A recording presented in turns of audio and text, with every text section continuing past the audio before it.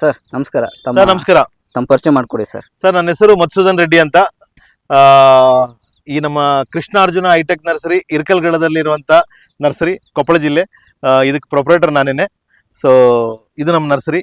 ಒಂದು ಸ್ವಲ್ಪ ಹಂಗೆ ನರ್ಸರಿನ ಒಂದ್ಸಲ ನೋಡ್ಕೊಳ್ಳಿ.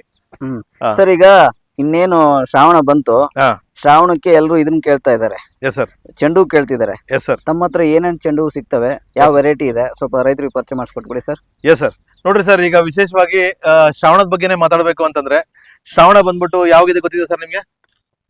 ನಾನೇ ಹೇಳ್ತೀನಿ ಸರ್.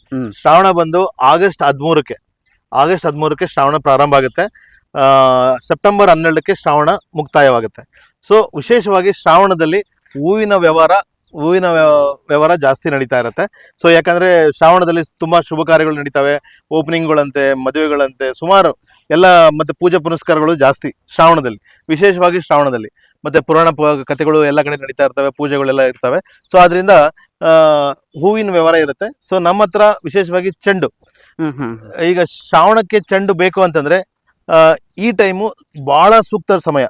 ಚೆಂಡುವಿನ ಸಸಿ ನೀವು ಹೊಲದಲ್ಲಿ ನಾಟಿ ಮಾಡ್ಕೊಳ್ಳೋದಕ್ಕೆ ಸೂಕ್ತ ಸಮಯ. ಏನಕ್ಕಂತಂದ್ರೆ ಇವತ್ತು ತಾರೀಕು ಎಷ್ಟು ಸರ್? ಜೂನ್ 8. ಇವತ್ತು ಜೂನ್ 8, 2026. ಸೊ ಜೂನ್ 8, 2026 ಅಂತಂದ್ರೆ ನೀವು ಲೆಕ್ಕ ಮಾಡ್ಕೋಬಹುದು, 65 ದಿನ ಉಳ್ಕೊಂಡಿದೆ.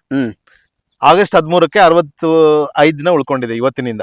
ನೋಡಿ, ಇದು 8ನೇ ತಾರೀಕು ಅಂತಂದ್ರೆ ಇಲ್ಲೊಂದು 22 ದಿನ, ಮುಂದೆ ತಿಂಗಳಲ್ಲಿ 31 ದಿನ, ಅಲ್ಲೊಂದು 13 ದಿನ. ಸೊ ಎಲ್ಲ ಸೇರ್ಕೊಂಡ್ರೆ ಒಂದು 65 ದಿನ ಆಗುತ್ತೆ. ಸೊ ಇದು ತುಂಬಾ ಸೂಕ್ತ ಸಮಯ. ಚೆಂಡು ಹೂ ಬೆಳೆಯುವಂತ ರೈತರಿಗೆ ನಾನು ಹೇಳುವಂತಂದ್ರೆ ಸೂಕ್ತ ಸಮಯ. ಈ ಒಂದು 4 ದಿನದಲ್ಲಿ ನೀವು ಸಸಿ ನಾಟಿ ಮಾಡ್ಕೊಂಡ್ರೆ ನಿಮ್ಗೆ ಇನ್ನೂ 60 ದಿನ ಉಳ್ಕೊಂಡಿರುತ್ತೆ. ಇನ್ನು ಇವತ್ತಿನಿಂದ 65 ದಿನ ಇದೆ. ಈ 5-6 ದಿನದಲ್ಲಿ ಮಾಡ್ಕೊಂಡ್ರೆ ನಿಮ್ಗೆ ಇನ್ನೂ 60 ದಿನ ಸಿಗುತ್ತೆ. ಆದ್ರಿಂದ ಈಗ ನಾಟಿ ಮಾಡ್ಕೊಂಡವ್ರಿಗೆ ಆಮೇಲೆ ನಿಮ್ಗೆ ಗೊತ್ತಂಗೆ ಶ್ರಾವಣ ಬಂದು 1 ತಿಂಗಳದ್ದು ವ್ಯವಹಾರ ಇರುತ್ತೆ, 1 ತಿಂಗಳ ವ್ಯಾಪಾರ ನಡೆಯುತ್ತೆ. ಸೊ ಈಗ ಚೆಂಡು ನಾಟಿ ಮಾಡ್ಕೊಂಡ್ರೆ ಆ ಟೈಮ್ಗೆ ನಿಮ್ಗೆ ತುಂಬಾ ಅನುಕೂಲ ಆಗುತ್ತೆ.